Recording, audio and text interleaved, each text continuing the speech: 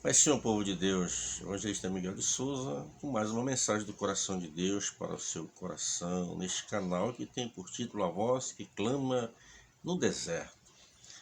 Estou com a minha Bíblia aberta aqui no último livro do Antigo Testamento, livro do profeta Malaquias. Vamos ver algo interessante sobre este livro aqui. Foi escrito aproximadamente por volta do ano 450 a 420, por aí, antes de Cristo. Interessante que o povo judeu havia retornado para a Palestina do cativeiro da Babilônia, mas o povo continuava então em desobediência a Deus. E Deus levanta este porta-voz aqui como último mensageiro do Antigo Testamento, e ele traz uma mensagem porque o povo de Deus, não obstante ter passado 70 anos no cativeiro, ele continuava vivendo uma vida. Eu anotei aqui algumas coisas que estavam dominando a vida das pessoas, ele não havia aprendido a lição. Primeiro, desonestidade. Se você ler o capítulo 1 desse livro, o versículo 6, você vai observar a desonestidade do povo. O capítulo 2, do 1 ao 4, você vai ver a infidelidade do povo. A segunda coisa, o povo era infiel a Deus, como nos dias atuais. No capítulo 2, ainda no versículo 10 ao 12, você vai ver ali que vai falar sobre o casamento misto. Nos nossos dias é muito comum, ou existe, a gente vê a maioria das jovens da igreja se casando com pessoas descrentes. A teologia apresenta isso como um julgo desigual. Isso tem causado um prejuízo muito grande na igreja, nas famílias evangélicas, porque as meninas se casam com pessoas descrentes e as pessoas do mundo não têm nada a oferecer às servas de Deus, Assim como também muitos jovens da igreja procurando moças descrentes para se casar. Então temos que ter muito cuidado com isso. Isso é um casamento misto, causa prejuízo muito grande na família. E o povo estava passando por isso. Nós temos também algo muito interessante que naquela época estava em alta, chamada divórcio. A gente vê muito no nosso país hoje, mais pessoas se divorciando do que pessoas casando. É fim dos tempos, A quinta coisa, a impiedade. O povo estava vivendo assim, como um ímpio, Mas a Bíblia diz, deixa o ímpio o seu caminho, o homem maligno os seus pensamentos e converta-se ao Senhor. O Senhor que é grandioso em misericórdia, Então, a outra coisa também, a sexta coisa, roubo, Isso aqui dominava as pessoas, o roubo.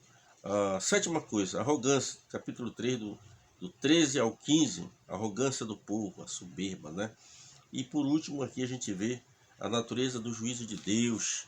Nessa natureza do juízo de Deus nós temos ali o capítulo 4, o versículo 1, que é o versículo chave deste livro, Esse que aquele dia vem ardendo como fogo, todos os soberbos, todos os que cometem a impiedade serão como a palha.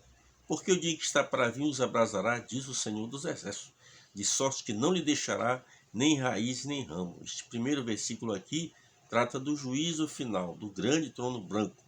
Se você ler o versículo 2, que também faz parte aqui, Você observa que ele tem uma promessa, mas para vós que temeis o meu nome, nascerá o sol da justiça, salvação trará debaixo de suas asas, nascereis e crescereis como um bezerro no cevador.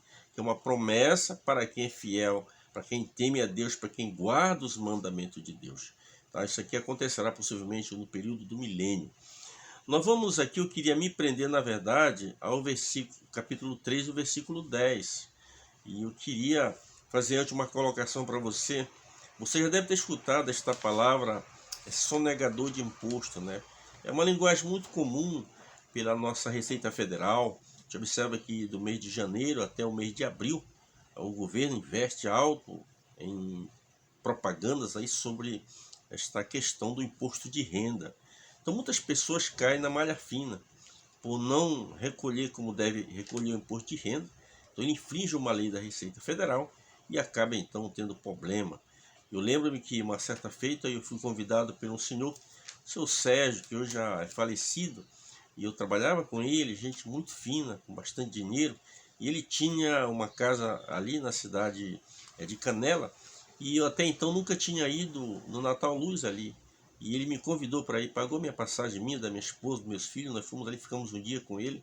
Em todos aqueles lugares que a gente ia, que se pagava, ele pagava tudo, bancou tudo, a nossa ida, vinda, comprou presente para os meninos, camisa de Gramado, e nós viemos dali, foi um dia muito abençoado. Mas nós passamos na frente de uma mansão, e ele olhou para o carro e disse, olha Miguel, tá vendo esta mansão linda? Que eu disse, sim, seu Sérgio, É uma pena que o dono desta mansão está preso. Mas está preso por quê? É porque ele sonegou imposto e caiu na malha fina a Receita Federal. Então, prendeu ele está preso. De que adianta ter uma casa bonita dessa? Ele dizendo, e não poder morar nela. Sonegador. Eu quero dizer para você que me acompanha nesse canal, esta mensagem aqui, ela talvez não ecoe bem no seu ouvido, né? É uma mensagem para crente realmente, aquele crente que nasceu de novo, né?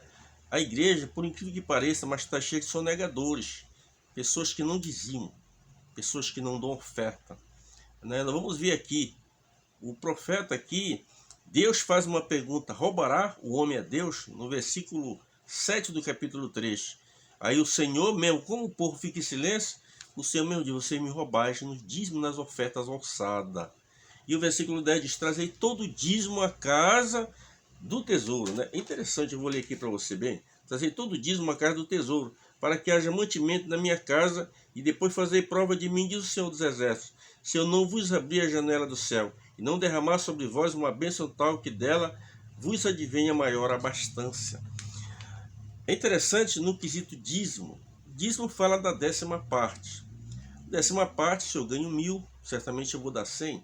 Se eu ganho 10 eu vou dar 1. Se eu ganho 100, eu dou 10. E assim sucessivamente. Eu notei aqui algumas coisas interessantes no quesito de dízimo. Existem maneiras corretas e erradas de dizimar. Tem muitas pessoas que dizimam, mas continuam sempre no sufoco. Existem pessoas que não dizimam e está bem. Você diz, mas a pessoa nem dizima e é abençoada. Eu quero dizer que o dízimo, o objetivo do dízimo é te blindar contra o devorador. Tá? A tua oferta alçada, ela é que atrai as maiores bênçãos para a tua vida. O dízimo é mais uma proteção. Quando a gente fala de devorador aqui, a Bíblia fala sobre o devorador, você talvez me pergunte, ou eu pergunte a você, o que você entende por devorador, né? É um anjo de justiça ou é um demônio? E eu já ministrei algumas vezes sobre isso na igreja, eu pergunto, e a maioria dos irmãos dizem que esse devorador é um demônio, mas não é um demônio, é um anjo de justiça. Por que não é um demônio? Porque se fosse um demônio, você expulsaria ele no nome de Jesus. O nome de Jesus tem poder para expulsar qualquer demônio. Você disse, mas irmão Miguel, existe casta de demônio. Aí você acrescenta um pouco mais, né? Uma vida de oração, jejum e o nome de Jesus. As 3 armas infalíveis para se expulsar demônio. É o nome de Jesus e uma vida consagrada. Simplesmente isso, não importa o demônio que está ali. Se você chegar com a autoridade divina, você expulsa aquele demônio e a pessoa fica liberta. Então o devorador não é um demônio, senão você expulsava ele. Se você, por exemplo, não dizimar, eu não vou dizimar esse mês, eu vou jejuar aí 2, 3 dias para que o devorador não venha. Você vai jejuar e o devorador virá igual, porque é um anjo de justiça, não é um demônio. Então é muito importante você atentar para este ensino da palavra de Deus. Eu vou notei aqui algumas coisas, maneiras erradas de dizimar, né? Então a maneira correta, em primeiro lugar, é 10%. Se você chegar com um padre e perguntar ele se é correto dizimar, ele vai afirmar categoricamente que é correto. Se você perguntar para ele quanto é que eu tenho que dizimar, ele vai dizer que é 10%, porque a Bíblia Católica, no quesito aqui de Malaquias, é o mesmo a nossa, né? Então ele vai dizer que é 10%.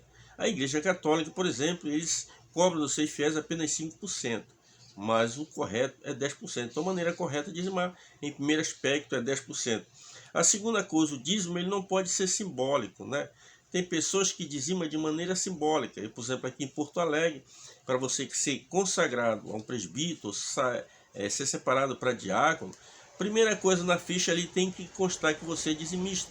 Então tem pessoas que dão um dízimo simbólico simplesmente para quando vir uma consagração dessa aparecer o nome dele ali. Então se ele ganha, digamos, R$1.500, ele daria R$50 de dízimo. Isso não é uma maneira correta, é uma maneira errada. Porque se você ganha 1.500, tem que dar R$150. Então é uma maneira errada de dizimar. Aqui você está dizimando apenas de uma maneira simbólica. Uma outra razão também. Qual é a motivação do seu dízimo? Tem pessoas que dizimam porque é feita a leitura do nome do dizimista, aqui no Sul é muito comum. No final, no dia da Santa Ceia, se lê o nome do dizimista, não se lê valor, mas se lê o nome das pessoas, o valor não é lido. Então a pessoa, eu sou um evangelista da igreja, vai ser feita a leitura do dizimista, aí chama todos os nomes, não chama o meu nome, e aí eu fico constrangido por ser um evangelista e não dizimar.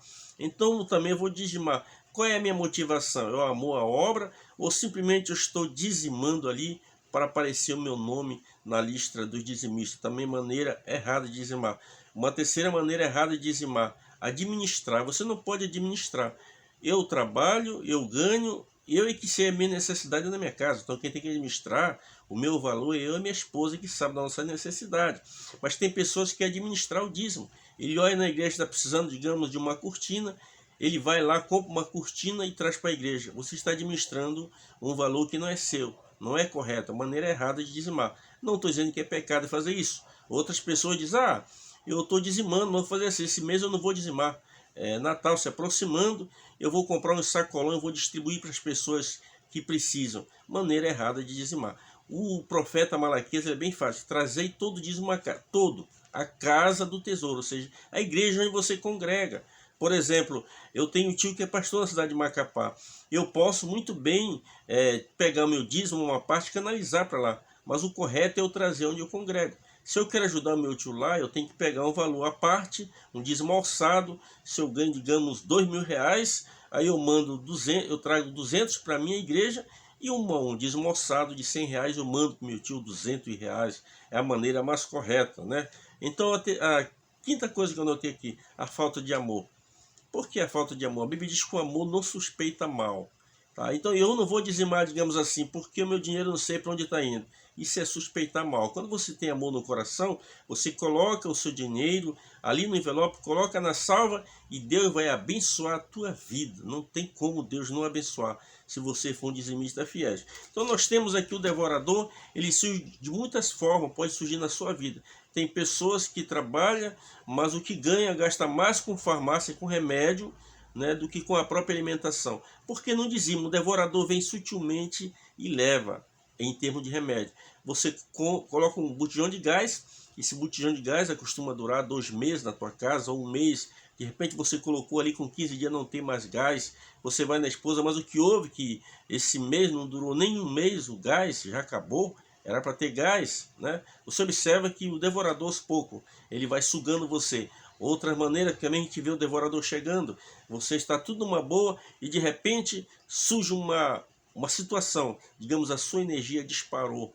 Você está pagando aí R$200 de energia, de repente aparece uma conta de 600, 700, você fica desesperado, né? Porque o devorador está sugando você e você não percebe. Experimente dizimar. A Bíblia diz: trazei todo o dízimo à casa do Senhor, né, para que haja mantimento na minha casa, e provai-me nisso, se eu não abrirei a janela do céu e não derramarei bênção, que dela advém a maior abastança.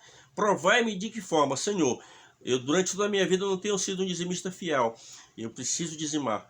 Eu vou fazer uma prova com o Senhor. Os próximos 3 meses eu vou ser fiel no meu dízimo, e aí, se não acontecer nada, eu paro de dizimar. Você vai fazer uma prova com Deus assim, no final dos 3 meses você vai observar que as coisas fluem de maneira diferente. Então você me pergunte: mas, irmão Miguel, o dízimo é salvação?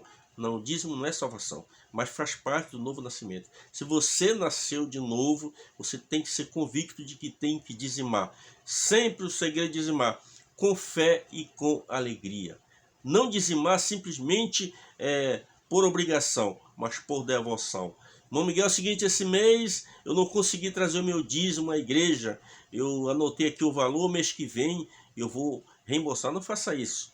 Chegue com Deus, converse: olha, Senhor, esse mês a minha fé não foi suficiente, esse mês eu não consegui dizimar, eu te peço perdão por esse mês, mas peço ao Senhor que me dê graça, que no próximo mês eu seja um fiel dizimista.